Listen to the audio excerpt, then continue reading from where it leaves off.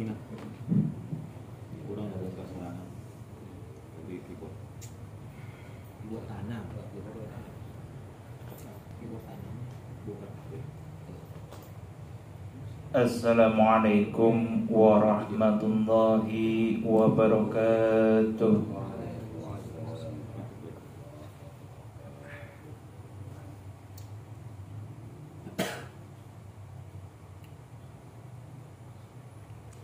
Al-Fatihah.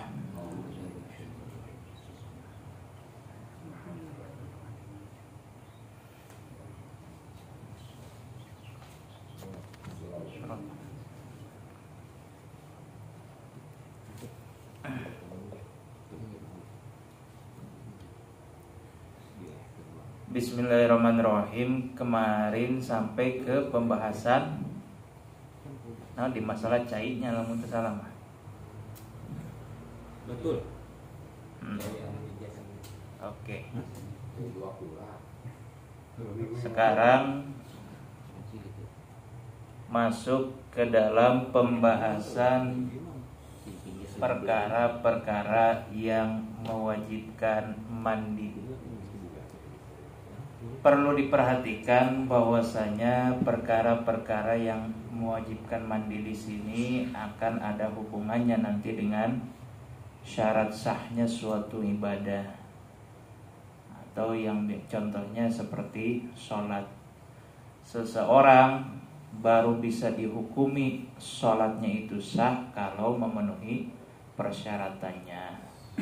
Salah satu syarat sahnya sholat yaitu harus suci. Maka andai kata ketika seseorang melaksanakan sholat tapi dirinya itu berhadas atau tidak suci, maka sholatnya itu dihukumi tidak sah. Sebagaimana pembahasan mengenai hadas, bahwasanya hadas itu terbagi menjadi dua. Ada hadas kecil, ada hadas besar. Jadi kalau hadas kecil itu yang mewajibkan wudu. Seseorang kalau semisal keluar sesuatu dari kubul maupun duburnya, keluar sesuatu, keluar kotoran atau kentut atau apalah, maka hal tersebut ketika orang itu ingin melakukan sholat wajib untuk berwudu. Akan tetapi di sini kita akan membahas mengenai hadas besar, yang mana hadas besar di sini mewajibkan mandi, yang mana terkumpul di dalam ucapannya Kiai Musannif, faslun ai hadza faslun, ari ieu hiji pasal. Mujibatul gusli ari pirang-pirang perkara anu ngawajibkeun mandi eta sitatun aya genep. Rupana ilajul hasyafati asubna hasyafah fil farji dina farji, wa khurujul mani jeung kaluarna mani, wal haidu jeung haid, wan nifasu jeung nifas, wal wiladatu jeung ngalahirkeun, wal mautu jeung maut. Perkara-perkara yang mewajibkan mandi itu ada 6. Yang pertama yaitu adalah masuknya hasyafah ke dalam farji. Yang kedua yaitu keluarnya mani. Yang ketiga haid. Keempat nifas. Kelima melahirkan. Dan keenam adalah mati. Hanya itu saja. Hanya itu saja yang mewajibkan mandi. Malah kalau di pondok dulu ada jokes, naon jokes bercanda. Yang dimaksud hadas kecil itu kalau keluar dari kemaluan yang kecil. Kalau kemaluannya besar berarti hadas besar. rada error eta santrina. Punya malu kan kemalu terus. Sama seperti tadi. Kalau Anda orangnya pemalu berarti kemaluannya besar. Allah. Lanjut. Perkara-perkara yang mewajibkan mandi yaitu yang pertama adalah ilajul hasyafah fil farji. Masuknya hasyafah ke dalam farji. Hasyafah kumanya. Jadi masuknya kelamin laki-laki ke dalam kelamin perempuan atau masuknya penis ke dalam vagina. Gitu. Anu dimaksud hasyafah teh nyaeta babatok helmna. Lamun eta babatok helmna geus asup kana jero momok.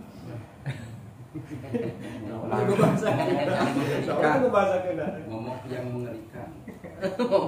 Berarti iya kudu make mazhabna pesantren Cikole. Emang hal yang mengerikan ya. Menyenangkan momok. Cek orang, cek showroom dia. Allah. Jadi sebenarnya nama ieu teh pamali. Jadi pun di kalangan pedagang-pedagang nu di kantin teh pernah suatu ketika ngabahas eta tukang somai teh make baju Yogyakarta. Make baju tulisanna Yogyakarta. Terus dibales ku tukang dagang nu lain. Pamali ente lamun make baju Yogyakarta tapi teu pernah ka Yogyakarta. Terus dibales deui eta ku tukang somai. Ente leuwih pamali deui. Make baju tulisan matahari tapi can pernah ka matahari. Iya guys, sebenarnya nama pamali ngabahas nikah tapi can pernah ngasahan. Allah. Ya, mimpi mangga sebenarnya. Allah. Makanya eta ieu kuduna direvisi. Jadi bikin terjemahan kitab beserta gambar. Untuk 5 pembeli pertama dilengkapi kaset video.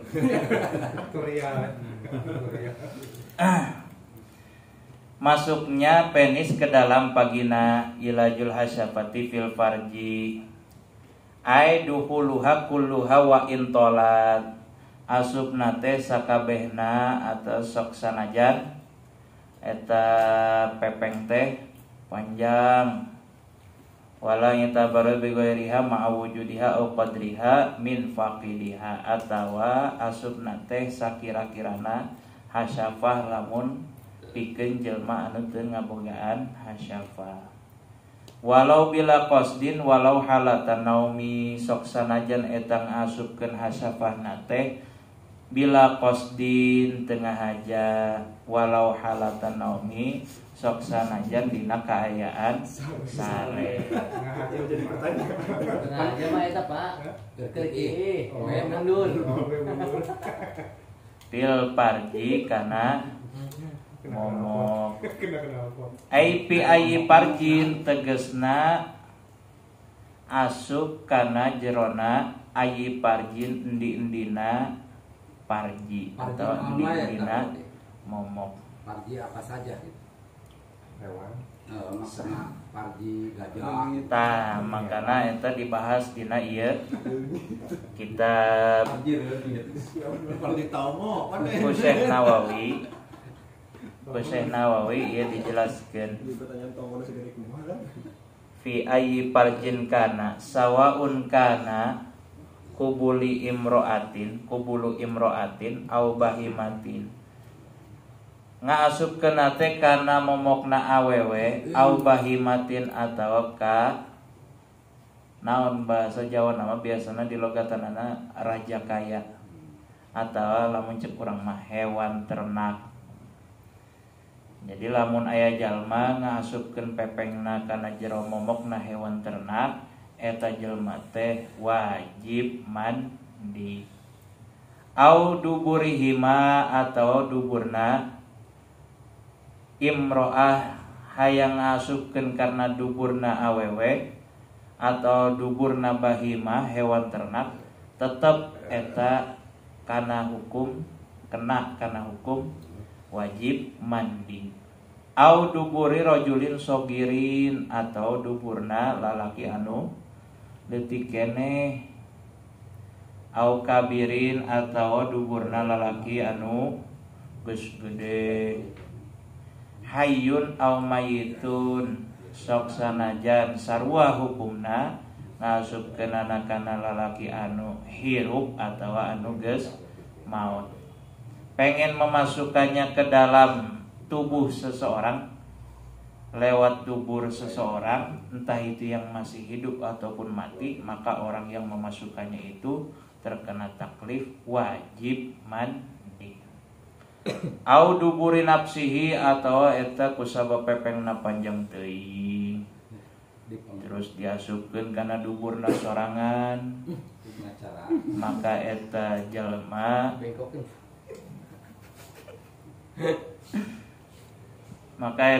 kataklif hukum wajib mandi. Boga dua. Au zakari akharin, au zakari akharin atau ngasupkeun kana zakarna lalaki anu sejen. Jadi kubakat saking gedena zakar eta gede lobangna teh. Terus diasupkeun ku hiji jalma teh. Eta pokona mah hukumna wajib mandi. Wajibu aidon al-ghuslu 'alal mar'ati bi ayyi zakarin dakhala bi farjiha. Sebagaimana laki-laki terkena hukum wajib mandi ketika memasukkan zakarnya ke dalam vagina maupun dubur, entah itu vaginanya perempuan ataupun hewan ternak, pengen manusia maupun hewan yang dimasukinya, maka orang tersebut terkena hukum wajib mandi. Begitu juga perempuan, ketika perempuan vaginanya dimasuki zakar, dimasuki penis dari sabangsa manusia atau sabangsa hewan ternak, maka eta awewe teh kataklif hukum wajib mandi. Halal mar'ati bi ayyi zakarin dakhala fi farjiha hatta zakaril bahimati wal mayyiti, ataupun dimasuki oleh zakarnya mayit, wasobi dan juga zakarnya anak kecil, wa ala zakari al muliji fi duburihi au zakarihi, wala yajibu i'adatu ghuslil mayyiti al muliji fihi. Adapun seorang mayit yang diperkosa berenanya. Iya.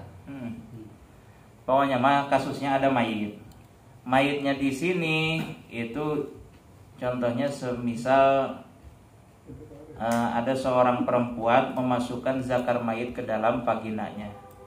Si perempuan itu kan nanti terkena hukum wajib mandi.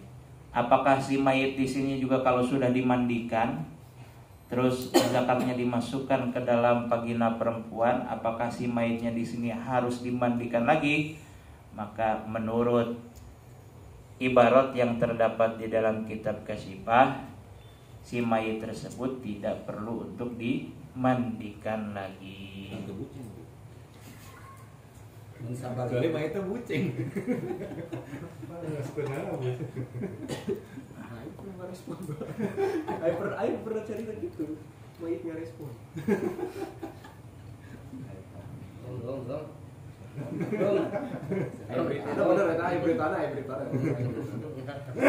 Yang kedua, sawareh tina perkara anu ngawajibkeun mandi teh nyaeta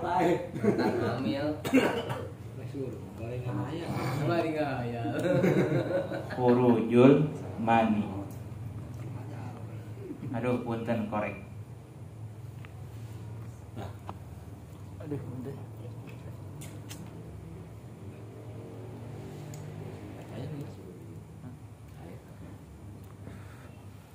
Sebagian dari perkara yang mewajibkan mandi yang lain yaitu adalah keluarnya air mani,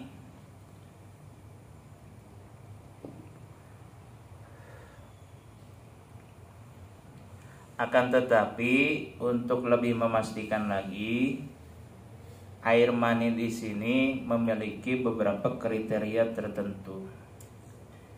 Kalau di dalam kitab Kasyifah atau di dalam kitab Sapinah ini menggunakan teks khurujul mani. Tapi terkadang di beberapa kitab yang lain itu menggunakan teks inzalul mani. Ada yang menggunakan kata khuruj, ada juga yang menggunakan kata inzal. Tapi semuanya dalam pemaknaan intinya kurang lebih sama, yaitu keluarnya air mani. Pokoknya di mana-mana seorang laki-laki maupun perempuan mengeluarkan air mani, maka orang tersebut tertaklif wajib mandi. Ada kasus, kalau semisal contohnya ada kasus, ada seseorang mengeluarkan air mani. Mengeluarkan air maninya di sini tidak sekali.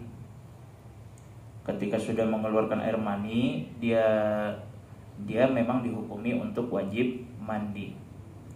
Tapi 10 menit kemudian keluar lagi air maninya. Nah,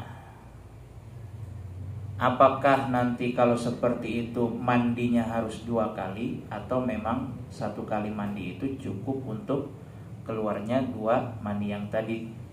Maka di sini jawabannya tetap cukup dengan sekali mandi saja. Jadi mandinya tidak perlu 2 kali. Keluarnya mani di sini, khurujul maninya di sini, entah itu dalam keadaan sadar maupun tidur, entah itu lewat jalan yang semestinya maupun lewat jalan yang lain. Maka dari itu menggunakan konteks khurujul mani. Pokoknya di mana-mana keluar mani, maka orang tersebut wajib mandi. Entah itu lewat jalan yang biasanya keluar ataupun lewat jalan yang lain. Semisal ada kasus di negara tertentu, ada seseorang yang punya penyakit. Ini orang kalau kena flu, batuk, pilek, itu yang keluar bukan ingus, tapi cai mani. Apakah orang tersebut itu wajib mandi? Tetap dihukumi wajib mandi. Pengen lewat jalan yang semestinya maupun lewat jalan yang lain. Hah? Kayak pembahasan. Sabar. Akan tetapi keluarnya di sini dengan syarat. Maninya di sini harus berasal dari sulbi atau tulang sumsum, lamun kita salah. Karena memang pembentukan mani itu berasalnya dari tulang tersebut. Kalau memang maninya tercipta dari perkara yang lain, maka ketika keluar dari jalan yang lain, air maninya itu orang tersebut tidak wajib mandi. Selain itu, keluarnya mani di sini entah itu dengan syahwat maupun tidak. Pengen keluarnya dengan syahwat atau dengan nafsu, dengan birahi, maka tetap wajib mandi. Kalaupun tidak dengan syahwat, yang namanya keluar mani tetap wajib mandi juga. Dalam kasus di sini, dalam keluarnya mani di sini terdapat 3 kekhususan air mani yang membedakan dengan madhi dan wadi. Kalau untuk air mani sendiri di sini ada 3 ciri-ciri yang nempel, yang tertentu kepada air mani. Kumaha eta ciri-ciri nate nu kahiji, baunya seperti bau adonan atau baunya seperti putih telur. Yang kedua yaitu memancar atau menyembur, nyemprot lamun cek urang, muncrat. bucat. Buceng.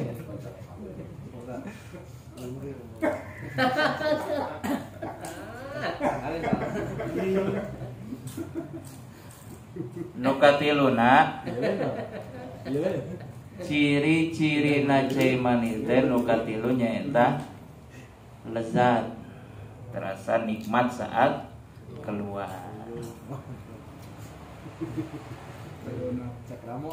Akan tetapi dari 3 kekhususan di sini tidak disyaratkan harus kumpul semuanya. Semisal ketika seseorang mengeluarkan cairan dari alat kelaminnya, baunya seperti bau adonan roti, keluarnya nikmat tapi enggak memancar, maka itu bisa juga tetap dihukumi sebagai air mani. Karena di dalam keterangan kitab yang lain, di dalam kitab Rawdah itu dijelaskan memancar atau menyembur itu tidak dimasukkan ke dalam ciri kekhususan air mani. Tadi kan kekhususan air mani contohnya seperti baunya seperti bau adonan roti atau telur. Kumaha ieu mah lamun aya hiji jelema ngaluarkeun cai mani memancar, airnya memancar. Ketika keluar dia merasakan kelezatan. Tapi horeng teh eta cai mani teh bau kopi. Bau kopi. Bau minyak rem. Yang teh bau kopi. Aduh. Kalau ini jengkol. Kadang ge aya nu bau jengkolnya apa ukatnya? Karang ngambuan ah. Hah? Terus otomatis teh ya. Oh. Yang penting lezat gitu. Karang ngambuan. Benar. Ngomong sebelum ke ambe. Tangan tak sepan. Atau eta cai mani teh keluar tapi bau nanti lain. Bau semisal bau adonan atau putih telur. Baunya teh semisal jika tadi bau kopi atau bau jengkol. Bau minyak remen, Pak. Nah, karena di dalam keterangan kitabnya dijelaskan tidak disyaratkan harus kumpul ketiganya. Salah satunya saja juga sudah cukup.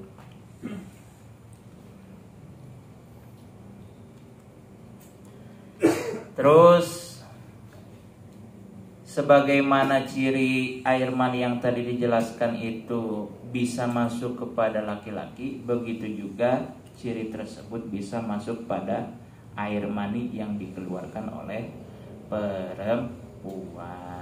Jadi awewe teh horeng teh bisa ngaluarkeun cai mani gitu. Sok ayeuna urang tatarucingan. Dipencet-pencet keluar mani apa hayo are.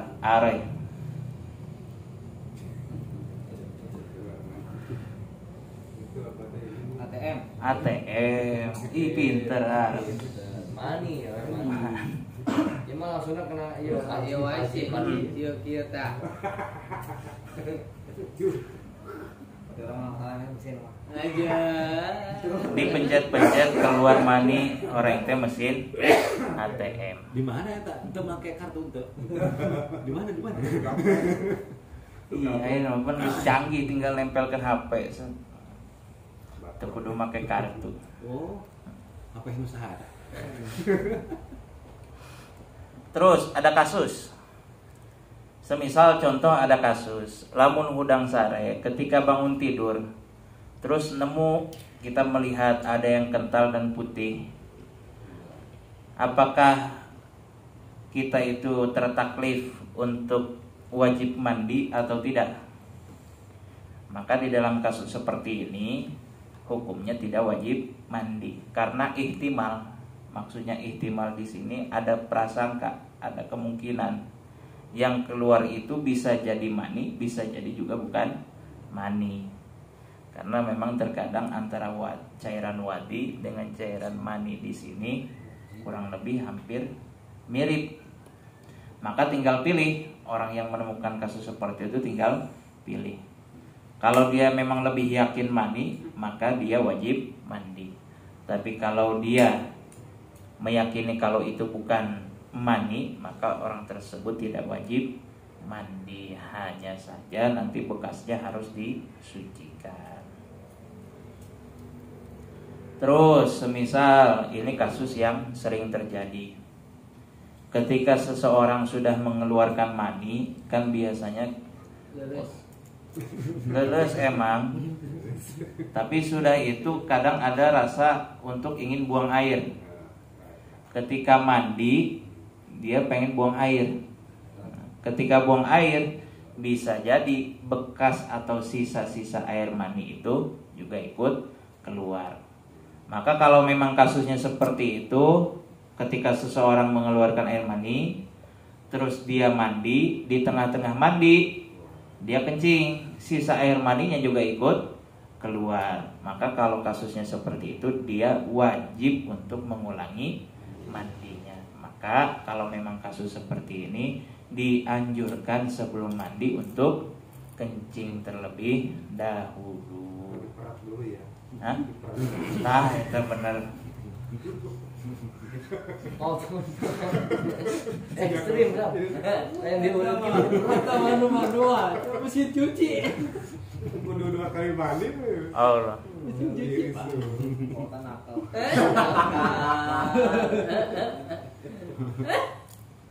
Mandinya sepotong.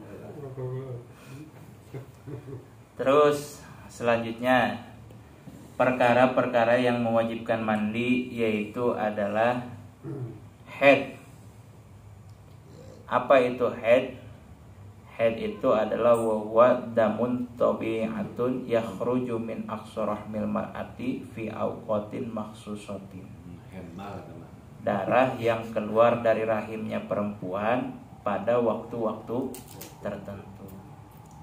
Jadi hebatnya mekanisme tubuh di dalam tubuh manusia di sini, hebatnya itu seperti ini. Ketika air mani seseorang laki-laki itu sudah masuk ke dalam rahimnya perempuan, maka secara ostosmastis itu pintu rahim tertutup.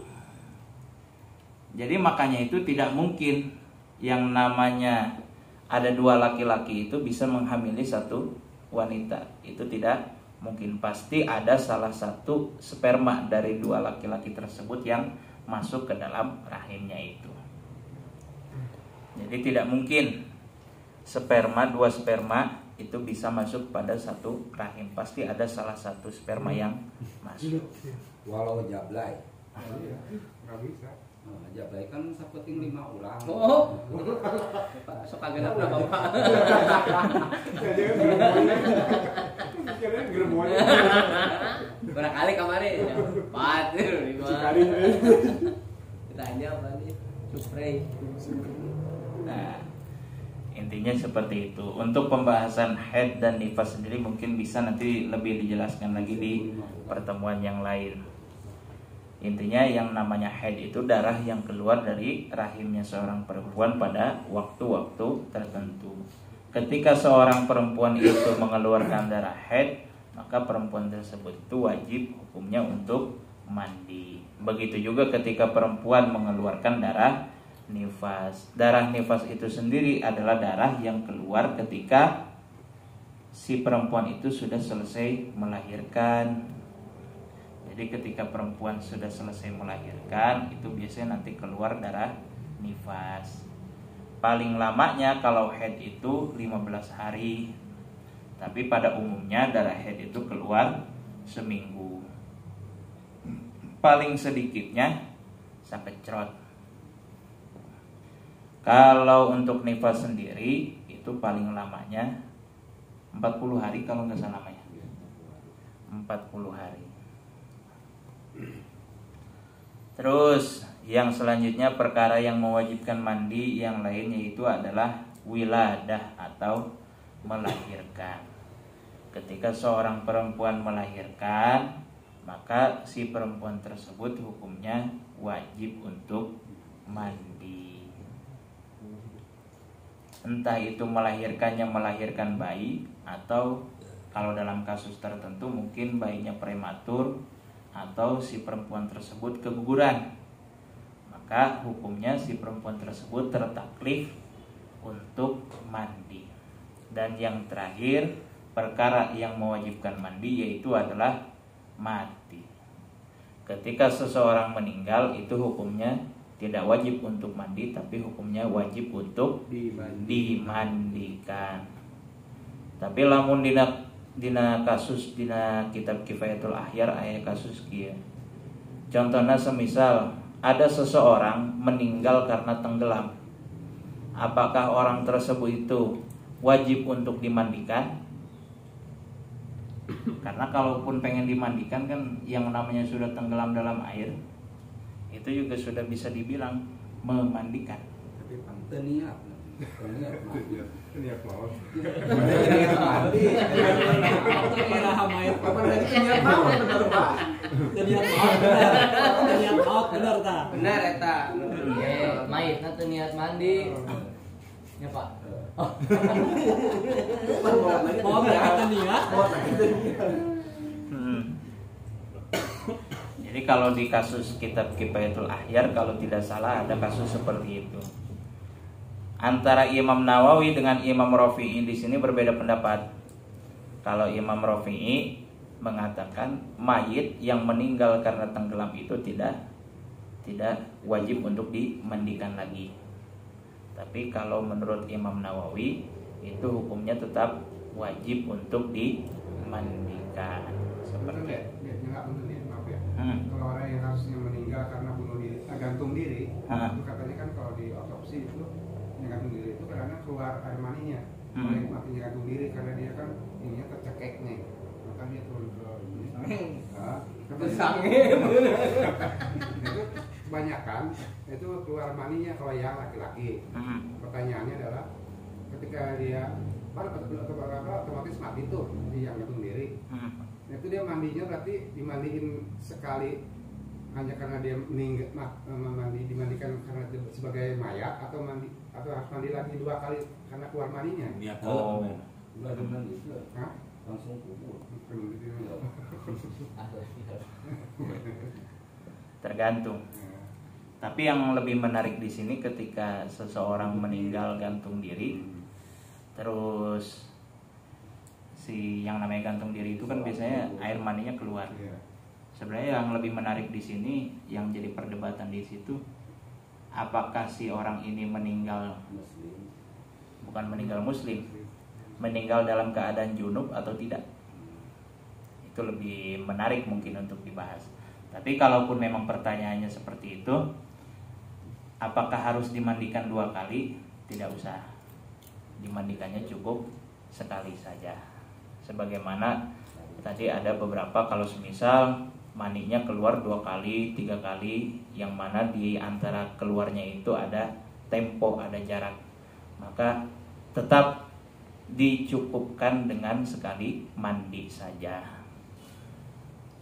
Seperti itu. Yang bapak-bapak mah pasti lebih ngerti ya lah. Kan gantung dirinya keluarnya nikmat deh. Gue kan dari nanti dulu apa bukan gitu. Mungkin dia bukan tambang, kali BH kali. Pakai tali BH bukan kali tambang, Pak. Jadi Makin nakal. jawab Kali BH bukan kali jadi ke sakaratna merangsang. ya kali BH bukan kali tambang. Aduh, jadi makin error ya.